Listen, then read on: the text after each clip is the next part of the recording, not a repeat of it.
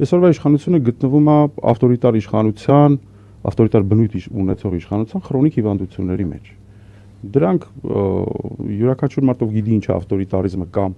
եզրային խաղը ժողովրդավարության ու տոտալիտարիզմի միջև, պետք է հասկանա, որ այսօրվա իշխանությունը ուղղակիորեն մտել է ավտորիտար, ավտոկրատական ռեժիմի շատ դասական վարքաբանության մեջ։ Փորձենք մարդկանց շատ ավելի պարզ բառերով։ Հիմա գալու է մարդկանց պարզ բանը՝ վախ իշխանության կորստից, վախ լեգիտիմության պակասից, adekvat հիմնավորված, դրամաբանված գործիքներով պաշտպանվելու անունակություն, հա, Լիդիայի դեպքը կամ բոլոր մեր քաղբանտարկյալների դեպքերը խոսում են նրա մասին, որ այստեղ այլևս չկա իրավունքի գերակայության, դրան հետևելու, դա պահելու խնդիր։ Որովհետև դրանք գործիքներ են, որոնք որ մեծ